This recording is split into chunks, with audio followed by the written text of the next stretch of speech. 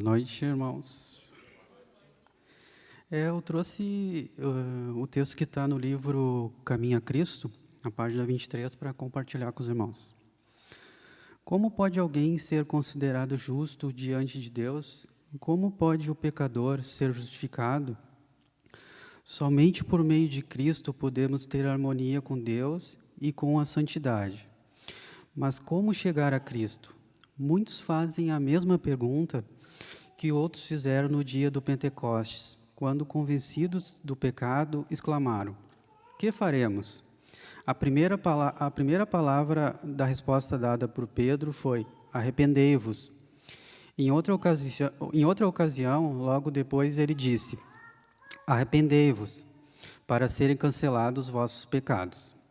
O arrependimento inclui a tristeza pelo pecado e o afastamento dele. Não abandonaremos o pecado enquanto não reconhecermos o quanto ele é perigoso. E enquanto não nos afastarmos realmente do pecado, não haverá mudança real em nossa vida. Nós somos falhos, somos pecadores, né? E somente se estivermos firmes em Cristo, conseguiremos nos afastar cada vez mais do pecado. Vamos orar? Convido então os irmãos que puderem ficarmos de joelhos.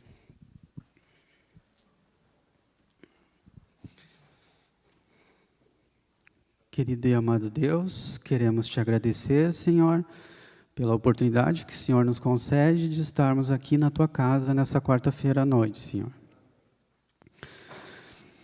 Senhor, somos falhos, somos pecadores, mas temos a certeza, Senhor, que se estivermos firmes em Ti, conseguiremos vencer, Senhor. Somente se estivermos firmes em Ti, Pai. Te pedimos, Senhor, que o Senhor abençoe a cada irmão que está aqui presente, Senhor. A cada família aqui representada, Pai.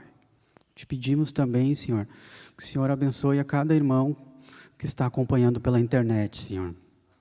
Te pedimos que o Senhor nos dê um bom culto, é o que te pedimos e te agradecemos, em nome de Jesus, amém, Senhor.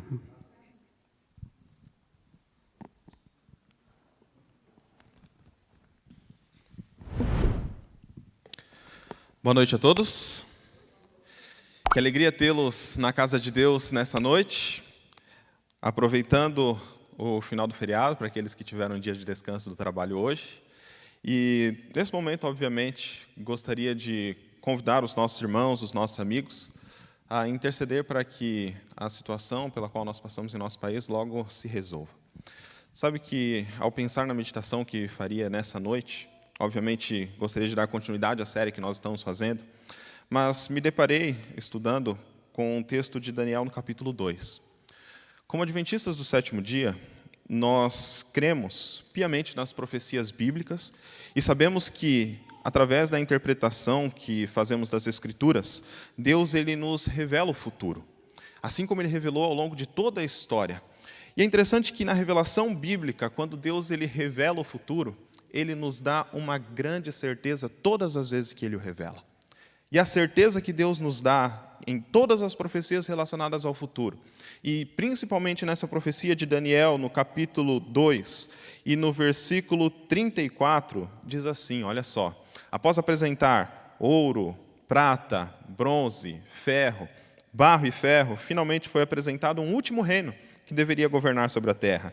E diz assim, quando estavas olhando, uma pedra foi cortada sem auxílio de mãos, feriu a estátua nos pés de ferro e de barro e os esmiuçou. Então foi juntamente esmiuçado o ferro, o barro, o bronze, a prata e o ouro, os quais se fizeram como a palha das eiras no estio, e o vento os levou, e deles não se viram mais vestígios. Mas a pedra que feriu a estátua se tornou uma grande montanha que encheu toda a terra. E a interpretação é que Deus, no final das contas, destruiria todos os reinos, mas o reino de Deus permaneceria para sempre. E é por esse reino que nós lutamos. Nessa noite, antes de meditarmos na sequência do nosso tema, Sinais do Reino, gostaria de lembrá-lo disso. Por mais que governos se levantem e caiam nessa terra, existe um governo pelo qual nós lutamos e que no final das contas se levantará para que nós aí sim tenhamos um reino de justiça. E nesse reino, o governante maior é Deus, o nosso Senhor. Nunca se esqueça disso. Nessa terra, nós não militamos por A nem por B. Nós militamos por Deus, que em breve virá para reinar por todo sempre. Que em suas orações você se lembre sempre de honrar o grande governante da nossa vida. É por isso que, mesmo em meio a essa convulsão de sentimentos que vivemos em nossa nação, eu gostaria de tranquilizá-los, dizendo que Deus está no controle de todas as coisas. Vamos fechar os nossos olhos e iniciar a nossa meditação com uma oração. Pai querido, nessa noite, tivemos o privilégio de louvar o Teu nome através dos louvores, tivemos também o privilégio de poder louvar o Teu nome através da nossa oração e através das nossas ofertas e dos nossos dízimos. E queremos também, Pai, louvá-lo através da oração que fizemos e também através do estudo da palavra. Que ao abrir a Bíblia, o Senhor possa se revelar a nós, que possamos ser iluminados pelo Teu Santo Espírito e entender as verdades que o Senhor deseja entregar para cada um de nós nessa noite. Nos abençoe, nos livre e guarde de todo mal, guie o nosso estudo da Bíblia. Oramos em nome de Jesus. Amém. Amém. Nessa noite, daremos continuidade à nossa série Sinais do Reino, e nós vamos estudar já o 5º milagre dos 7 milagres que estudaremos no livro de João. Convido a abrir a sua Bíblia em João, no capítulo 6, mais uma vez, assim como fizemos no sábado pela manhã, porém para estudar um trecho diferente desse relato. Nós vamos ler os versículos que estão desde o 16 até o versículo 21, onde nós temos mais um dos milagres que Jesus Cristo realizou e que João relatou como um sinal de que Jesus Cristo é o Filho de Deus. Versículo 16 diz assim: Ao descambar o dia, os seus discípulos desceram para o mar e, tomando um barco, passaram para o outro lado rumo a Cafarnaum. Já se fazia escuro e Jesus ainda não viera ter com eles. Lembrando que essas cenas que nós estamos lendo aqui, elas acontecem após Jesus Cristo realizar uma multiplicação de pães, onde mais de 5.000 homens, sem contar mulheres e crianças, comeram, se alimentaram e se fartaram enquanto ouviam Jesus Cristo pregar. Então Jesus Cristo termina esse milagre.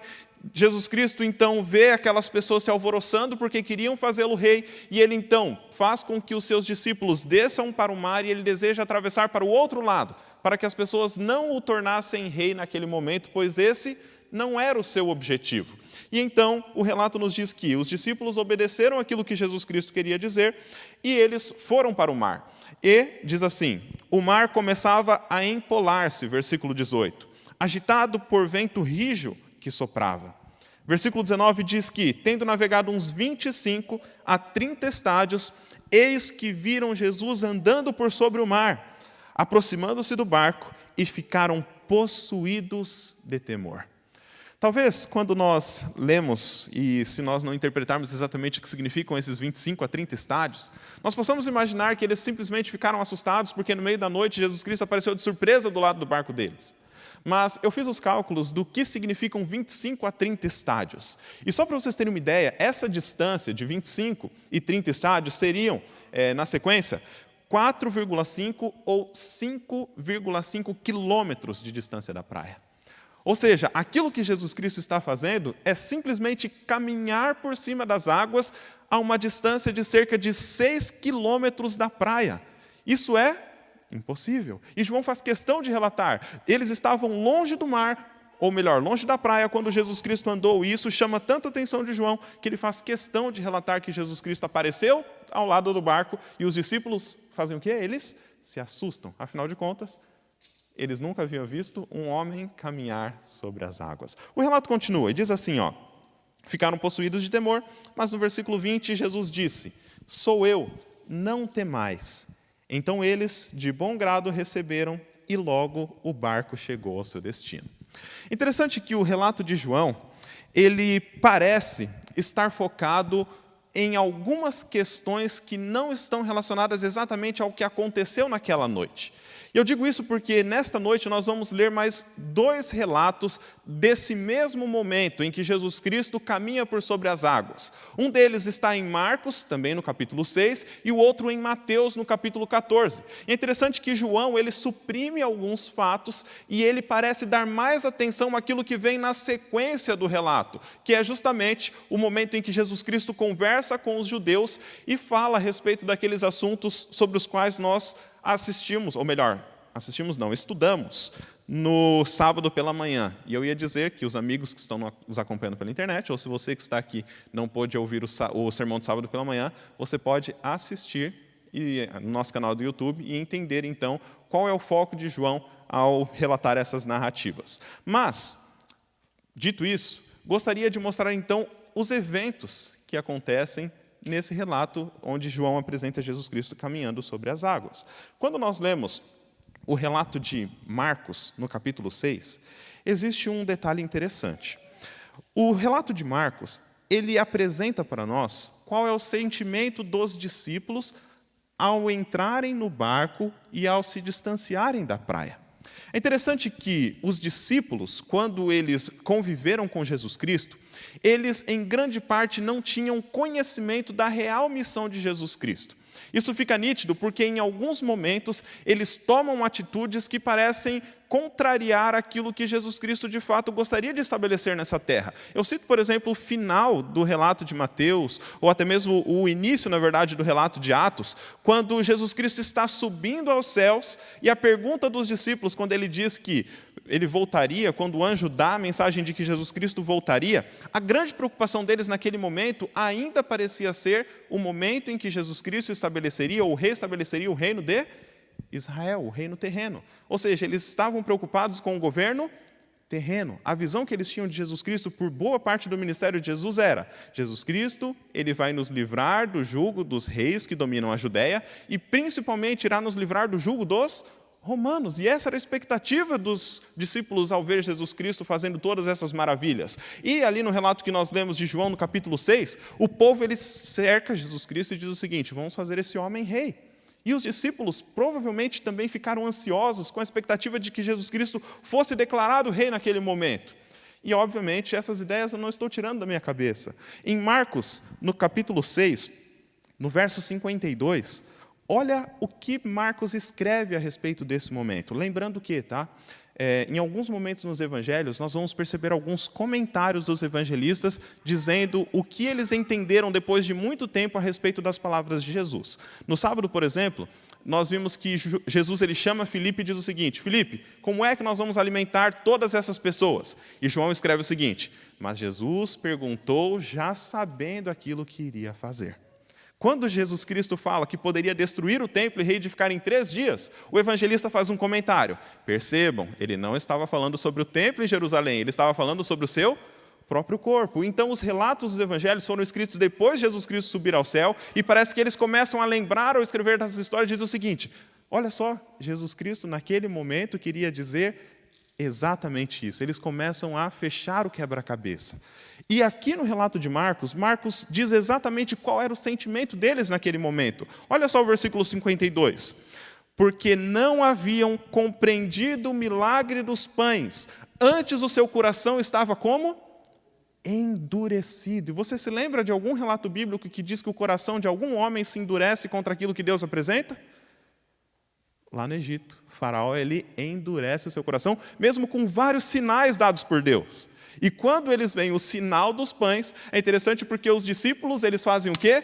Eles endurecem o seu coração. Então, o sentimento que eles têm no barco é de um coração endurecido, porque Jesus Cristo não permitiu que o povo fizesse rei, porque frustrou as expectativas humanas que eles tinham com relação a Deus. Nós falamos um pouco sobre isso no sábado, mas agora gostaria de aprofundar um pouco mais essa questão. Ellen White, inclusive, escreve o seguinte a respeito desse trecho. Lá em Desejar de Todas as Nações, na página 262, Ellen White escreve o seguinte a respeito do sentimento que estava no coração dos discípulos enquanto eles estavam no barco, longe de Jesus. A incredulidade se estava apoderando de seu espírito e coração. Cegava-os o amor da honra. Sabiam que Jesus era odiado pelos fariseus e estavam ansiosos por vê-lo exaltado como pensavam que devia ser. Estarem, ligados a um mestre que podia operar tão grandes milagres e ainda serem injuriados como enganadores, era a provação que mal podiam suportar. Deveriam ser sempre considerados seguidores de um falso profeta? Não haveria Cristo nunca de afirmar sua autoridade como rei? Porque não havia ele que possuía tal poder de revelar-se em seu verdadeiro caráter e tornar-lhes o caminho menos penoso? Porque não salvara, aliás, João Batista de uma morte violenta? Assim raciocinavam os discípulos, até que trouxeram sobre si mesmos grande treva espiritual. Perguntavam-se, poderia ser Jesus um impostor, como afirmavam os fariseus? Percebam que o pensamento dos discípulos ao entrar naquele barco era o seguinte: será que Jesus Cristo realmente é o Filho de Deus? Será que Ele é o Messias que nós estávamos esperando? E essa era a grande conversa que eles tinham no barco. Grande tempestade surge, e então, no relato de Mateus, nós vamos acompanhar mais alguns detalhes dessa narrativa. Mateus, no capítulo 14. Mateus, capítulo 14, nós vamos ler aquilo que está escrito a partir do versículo 24. Acompanhe comigo o relato de Mateus 14, verso 24. Está escrito assim: entretanto, o barco já estava longe muitos estádios da terra. Interessante que alguns detalhes João cita e outros ele suprime. E aqui Mateus diz que eles simplesmente estavam a muitos estádios, que nós já vimos que eram aproximadamente 5 quilômetros ali distantes da praia. E Mateus adiciona o horário e diz o seguinte, olha só: na quarta vigília da noite, ou seja, entre 3 e 6 da manhã, eles estavam ali no meio do mar, e diz que neste horário foi ter Jesus com eles, andando por sobre o mar. E Mateus acrescenta um detalhe no versículo 26 que nos chama a atenção e vai nos ajudar a tirar a primeira lição espiritual desse relato. E os discípulos, ao verem-no andando sobre as águas, ficaram aterrados e exclamaram: é um fantasma! E tomados de medo, gritaram. Sabe que essa situação para os discípulos, obviamente, foi muito assustadora. Imagine tudo escuro, no meio do mar, aquela tempestade, eles lutando para poder tentar sobreviver, e de repente aparece uma pessoa andando no meio do mar para falar com eles. Terrível o susto que eles levaram. E é interessante que Jesus diz, calma, fiquem tranquilos, não temam, porque eles estavam extremamente assustados. Sabe que o relato bíblico ele tem essas narrativas, de quando geralmente as pessoas elas encontram com algo sobrenatural. Geralmente Deus ele chega e fala o seguinte, ou os anjos de Deus, não tenha medo. E eu fico pensando nas pessoas assustadas porque vem uma revelação sobrenatural. Eu lembro que um dia desses eu estava aqui na igreja e eu fui o último a sair e eu fui apagando todas as luzes. Estava assim muito escuro, mas muito escuro mesmo. E eu fiquei imaginando que alguns dos personagens bíblicos, como Zacarias, por exemplo, ele vê a revelação de Deus enquanto ele estava no templo. Eu fiquei imaginando qual seria a minha reação se eu, de repente, estivesse andando aqui pela igreja com tudo apagado, tudo escuro, e, de repente, alguém me chamasse: quero falar contigo. Por mais que fosse um anjo, obviamente, talvez eu me assustasse com aquela situação. E era assim que os discípulos reagiram. Eles viram aquele homem caminhando em cima das águas e eles dizem: um fantasma. Mas o que mais me chama a atenção não é o susto ou Jesus Cristo acalmá-los em meio ao susto que eles levaram, mas é eles, como judeus, dizendo o seguinte: fantasma. Quando nós lemos a Bíblia e nós estudamos a respeito da morte, inclusive hoje o dia de finados, nós percebemos que a morte ela não passa do quê? De um sono. As pessoas elas têm consciência enquanto elas estão mortas? Elas podem vagar por aí enquanto estão mortas? Também não. E de onde nós extraímos essas informações? Da Bíblia. Inclusive, o livro de Eclesiastes nos fala muito a respeito de como o ser humano permanece enquanto está morto. E eles tinham acesso ao livro de Eclesiastes, eles tinham conhecimento que nós temos também através da Bíblia, tinham muito do conhecimento para ter certeza de que não existiam fantasmas. Porém, o historiador Flávio Joséfo, no livro A Guerra dos Judeus, ele diz que crer em fantasmas na época de Jesus Cristo havia se tornado comum entre os judeus. Eles haviam sido absorvidos pela cultura helenística, a cultura grega, que acreditavam numa dicotomia, de uma separação entre corpo e espírito, e criam que o espírito poderia realmente flutuar, sendo liberto do corpo que era mau e aprisionava o ser humano. E essa crença começou a fazer parte também das pessoas enquanto Jesus Cristo vivia. E as pessoas na época de Jesus Cristo, segundo Flávio Josefo, criam de que de fato poderiam existir fantasmas. E sabe que quando nós falamos a respeito dessas crenças que acabam fazendo parte do imaginário popular, nós precisamos nos lembrar que o imaginário popular na época de Jesus Cristo simbolizava um povo que tinha como base principal de seu governo e de sua vida a religião. E mesmo tendo uma religião que dizia claramente que não poderiam existir fantasmas, eles estavam crentes naquela época de que fantasmas poderiam existir. E se nós formos parar para pensar, o risco que nós corremos quando nós deixamos ser influenciados por tudo aquilo que o mundo nos oferece, é muitas vezes criarmos em nosso coração uma visão equivocada a respeito das doutrinas que Jesus Cristo prega. Quando nós pensamos a respeito de Satanás nos tentando para que nós possamos pensar diferente daquilo que a Bíblia nos apresenta, muitas vezes nós pensamos, ou melhor, descartamos a ideia de que Satanás ele nos tenta de forma sutis. No sábado que passou, eu estava falando com os adolescentes na classe deles. E a lição dos adolescentes estava falando sobre a morte, e o tema da lição era a imortalidade da alma. E nós estudamos para entender biblicamente que a imortalidade da alma não existe. E uma das atividades que eu passei para eles foi o seguinte: peguem uma folha de papel e com uma caneta comecem a anotar filmes, séries ou músicas que dizem que existe uma vida após a morte ou uma reencarnação. E eles começaram a escreveram. E é interessante que nos filmes, músicas e séries que os adolescentes assistem, eles destacaram vários pontos e me citaram ali na classe de ensinamentos que contrariavam a ideia bíblica da morte. E sabe o que é interessante? Ou melhor, triste, na verdade? É que às vezes eu abro minhas redes sociais, Instagram, Facebook, e vejo, por exemplo, adventistas do sétimo dia, ou cristãos, compartilhando que naquele dia suas atitudes representaram exatamente o que signo deles poderia dizer a respeito da sua personalidade. Cristãos, crendo em signos. E talvez na sua rede social você já tenha visto isso também. Crenças absurdas, que nada tem que ver com a Bíblia, mas que de maneira sutil, às vezes fazem parte da vida dos cristãos. Os discípulos estavam influenciados pela cultura helenística da época. Mas, acima disso, a visão deles não estava deturpada a respeito apenas dessa questão, mas estava deturpada também com relação à maneira como o Messias deveria se revelar. Eles mesmos, vendo Jesus Cristo realizar vários sinais, nós já lemos pelo menos 4, estudamos a respeito de 4.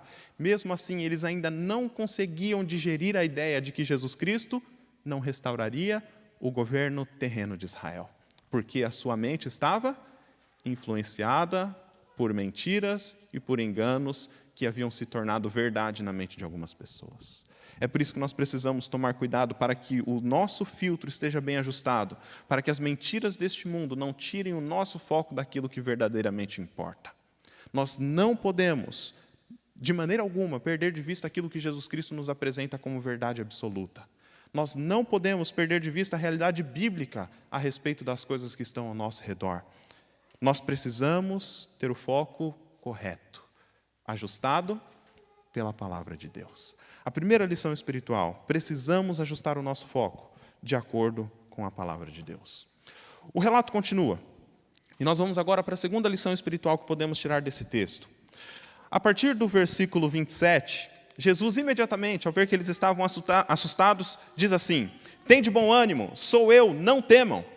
Respondendo Pedro, versículo 28, disse: se és tu, Senhor, manda-me ir ter contigo por sobre as águas.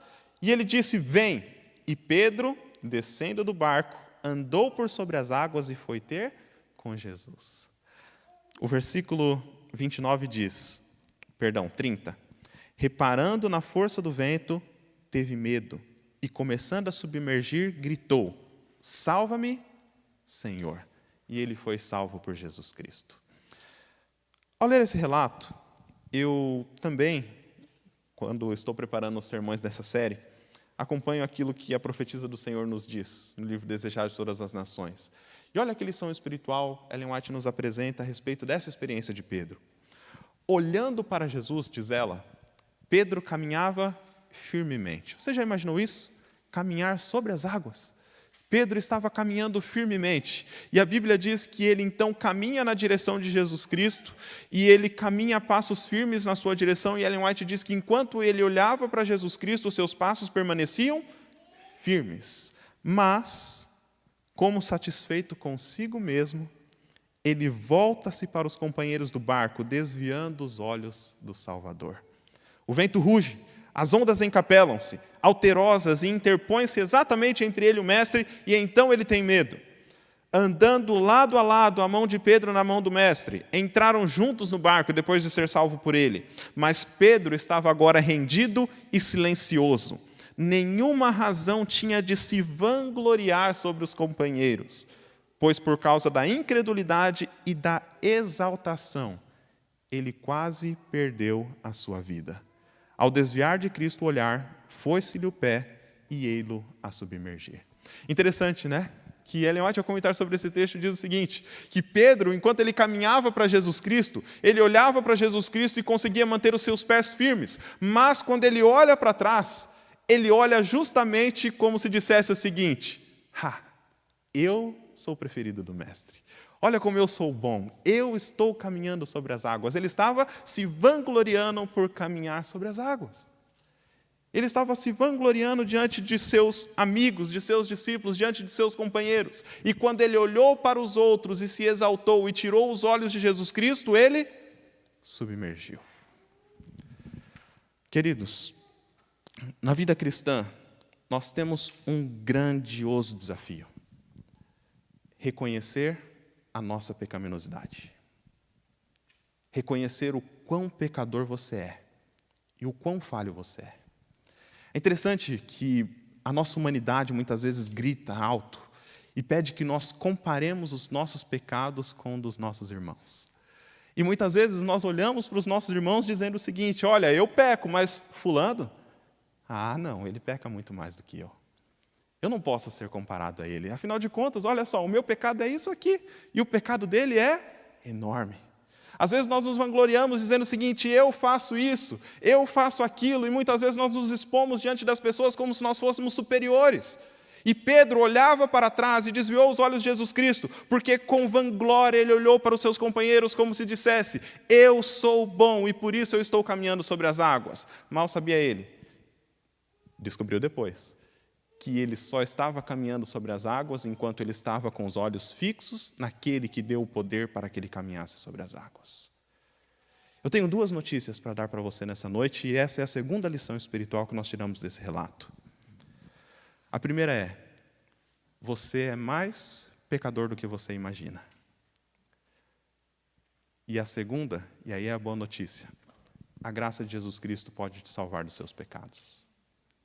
Mas jamais esqueça que você é um grande pecador e que só é salvo pela graça de Cristo enquanto você olha para Ele. Se nós desviarmos os olhos de Cristo e colocarmos os olhos em nós mesmos ou nos nossos irmãos para comparar os nossos pecados com eles, nós corremos o risco de perder a nossa salvação. Eu quero ler com vocês um verso que está em 1 Timóteo, no capítulo 1, versículo 15. Existe um pregador que eu admiro. Na Bíblia, um dos maiores, na minha opinião.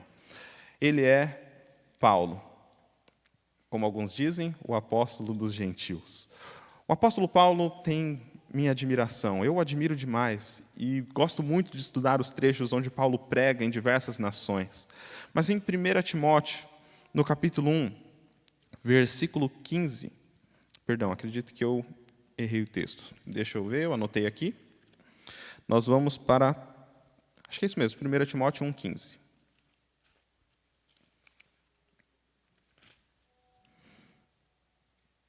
Isso mesmo. Diz assim, 1 Timóteo 1,15. Fiel é a palavra e digna de toda aceitação, que Cristo Jesus veio ao mundo para salvar os pecadores. E ele completa dizendo o quê? Dos quais eu sou o principal. Paulo diz assim, Jesus Cristo veio para salvar pecadores. Irmãos, eu sou o pior dos pecadores. E saiba que se você olhar para você mesmo como o pior dos pecadores, você vai entender que Jesus Cristo pode salvar todas as pessoas. Afinal de contas, se Ele salvou você, se Ele me salvou com todos os meus pecados, com certeza há salvação para todas as pessoas que me cercam. Muitas vezes, nós tentamos minimizar os nossos pecados ou maximizar os pecados das pessoas que estão ao nosso redor na tentativa de uma justificativa para os nossos atos equivocados. Mas eu quero dizer que justificação existe apenas no nome de Jesus. Ninguém é menos pecador do que o outro. Todos nós carecemos da glória de Deus para alcançar a salvação. E a última lição que gostaria de extrair com os irmãos nessa noite está na continuação da leitura que nós fizemos em Mateus, no capítulo 14. Voltemos lá ao texto de Mateus, no capítulo 14, onde nós leremos o finalzinho do relato. Quando estudamos no sábado, capítulo 6 de João, existe uma declaração interessante de Pedro, que diz o seguinte: e nós temos crido e conhecido que tu és o Santo de Deus. Interessante, né? Ele reconhece que, de fato, Jesus Cristo é o Filho de Deus. E perceba que a atitude de Pedro, ela é chamativa. Afinal de contas, João fez questão de relatar. Olha só, e depois de todos esses discursos, vários discípulos abandonam Jesus. E Jesus volta-se para os discípulos e diz o seguinte: e aí, mais alguém vai me abandonar ou vocês vão continuar comigo? E aí Pedro rompe assim o silêncio e diz o seguinte: olha, nós vamos continuar contigo, porque tu és o Santo de Deus. E quando nós lemos o relato de Mateus, nós entendemos o porquê dessa atitude de Pedro. Afinal de contas, ele estava afundando, ele ia morrer, Jesus Cristo o salva, e então, quando ele sobe ao barco, olha a reação dos discípulos no versículo 33. E os que estavam no barco o adoraram, dizendo: verdadeiramente és o Filho de Deus. Eles estavam em dúvidas quando eles entraram naquele barco. Eles estavam duvidando se eles estavam do lado certo, se eles realmente estavam corretos em seguir Jesus Cristo. Será que Jesus Cristo de fato é o Filho de Deus ou ele é tudo aquilo que os fariseus dizem? Ele é uma farsa ou ele é a verdade? E quando eles experimentam essas dificuldades em meio ao mar, quando eles correm risco de perder a sua vida, quando eles veem um amigo quase morrendo na frente deles, e aí veem que Jesus Cristo então salva aquele homem e o salva daquela tempestade, eles percebem que Jesus Cristo, ao realizar tamanho milagre, só pode ser o Filho de Deus. Em meio à dificuldade, Jesus Cristo salva, e eles então reconhecem que as suas dúvidas eram inválidas, e Jesus Cristo de fato era e é o Filho de Deus. Muitas vezes, as dificuldades, as tempestades da vida fazem com que algumas pessoas voltem-se os seus olhos para baixo e perguntem: será que, de fato, eu fiz a escolha acertada ao seguir Jesus Cristo? Será que Ele é, de fato, o Rei dos Reis? Será que Ele, de fato, governa todas as coisas? No momento de dificuldade, existem pessoas que questionam se fizeram a escolha certa ao abandonar um emprego onde poderiam ganhar mais para ter o sábado livre para descanso. Talvez algumas pessoas fiquem se perguntando se abrir mão de riquezas terrenas ou uma posição, qualquer que seja ela, valeu a pena para seguir Jesus Cristo, sendo que muitas vezes enfrenta dificuldades na vida. Muitas vezes as dificuldades, elas fazem com que algumas pessoas criem em seu coração incredulidade. Mas no livro Desejado de Todas as Nações, Ellen White, ela cria, ou melhor, ela narra, na verdade, a experiência que eu creio que todos nós podemos ter em meio às dificuldades que nós enfrentamos. Ela diz assim: quantas vezes, ao sobrevir-nos a aflição, fazemos como Pedro? Olhamos para as ondas em lugar de manter os olhos fixos no Salvador.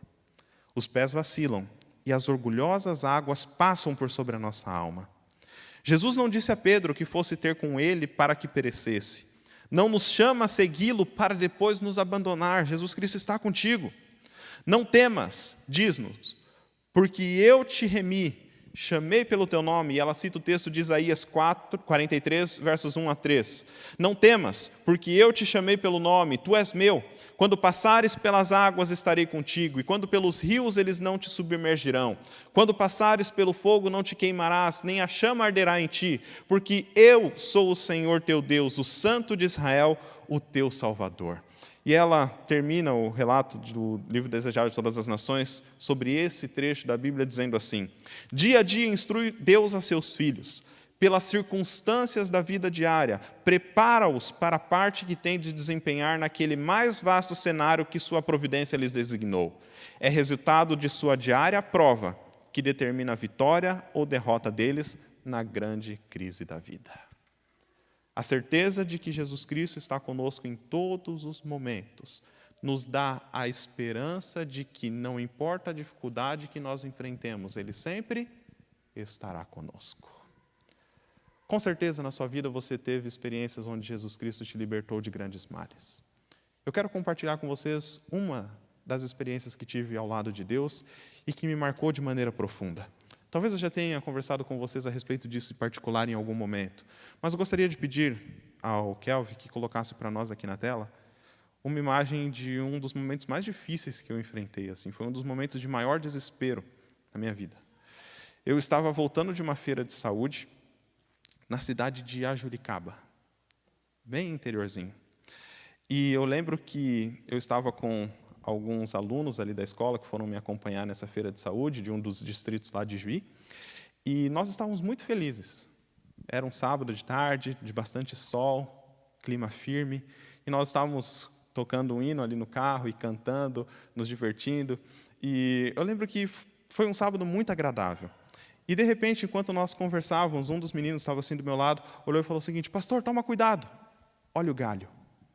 Eu imaginei que fosse um galinho caindo, e quando eu olhei para frente, na verdade, eu vi aquela árvore ali, simplesmente se desprendendo assim e caindo na nossa frente, e eu com um carro a cerca de 80 km por hora. Vocês viram que era um carro bem simples, né? Não tinha airbag, não tinha ABS, nem ar-condicionado não tinha, imagina ter todos esses requisitos de segurança. E eu me lembro que o pavor que tomou conta de mim foi muito grande, muito forte. Na hora, e quando eu via nos filmes, né, às vezes passava toda aquela cena na mente das pessoas, falava, capaz que alguém vai pensar tudo isso. Mas parece que todas essas coisas passam na mente numa velocidade muito rápida. Eu pensei, Jesus, eu estou com 4 adolescentes aqui no carro comigo. 80 km por hora, essa árvore caindo, Senhor, por favor, nos salva. E eu lembro que a única reação que eu tive foi pisar no freio com toda a força. Eu sei que essa não é a melhor recomendação, afinal de contas o carro pode rodar, mas eu travei com o braço assim na porta, segurei com o braço assim o volante. Obviamente que eu creio que depois foi a força divina que segurou, porque o carro freou e ele foi reto. E eu lembro que por alguns milésimos de segundo a árvore ela bateu no chão primeiro, e quando ela foi subir o carro bateu com a parte da frente na árvore. E eu fiquei, naquele momento, assim, meio desnorteado, o carro girou, e quando eu olhei, eu vi o livramento que Deus havia feito. Afinal de contas, alguns segundos, pouca diferença, essa árvore poderia ter caído em cima do carro. E então, só Deus sabe o que poderia ter acontecido. Eu me lembro que eu estava desesperado naquele momento, mas ao terminar todo aquele pavor do momento, eu chamei os adolescentes e nós oramos, agradecendo a Deus pelo livramento que Ele realizou na nossa vida. E naquele momento eu pude dizer, Jesus Cristo é o Filho de Deus e Ele me salvou nesse momento. Sabe que situações na nossa vida acontecem que nos causam grande dificuldade. Quando essa árvore caiu no meu carro, eu estava com tudo pronto para viajar para São Paulo, já estava com o itinerário marcado, ia ser uma experiência legal de carro, estava conversando com a Letícia sobre tudo aquilo que a gente ia poder aproveitar nas férias, e de repente eu me vi num grande problema para resolver logo no início das férias e ter que viajar sem o carro, custos e mais custos que nós não estávamos preparados. Mas no final das contas, eu pude perceber que Deus é bom, porque Ele não livrou apenas a mim, mas Ele também livrou 4 adolescentes que estavam ali no carro junto comigo também. Deus, Ele sempre cuida de nós. Deus, Ele sempre está ao nosso lado. As dificuldades, elas tentam gerar dúvida no nosso coração, mas eu quero dizer para você que nessa noite, você precisa sair daqui com a certeza de que as crises na vida estão nos preparando para que na grande crise final que sobrevirá sobre o mundo, para que naquele momento nós estejamos preparados para suportar todas as coisas, todas as dificuldades e aflições. Afinal de contas, Deus está conosco em todos os momentos. Que a certeza da proteção divina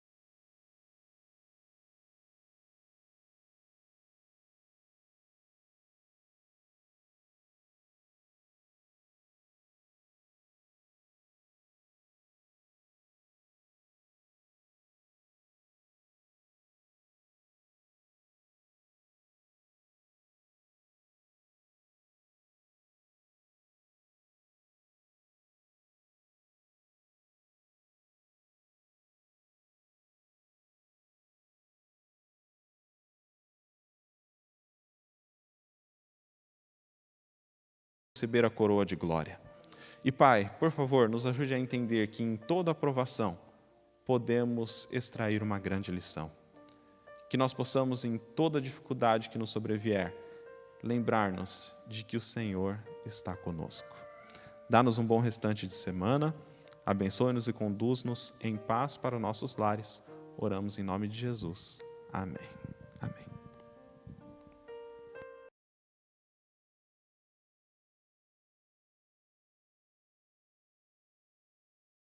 E aí, gostou? Deixe seu like,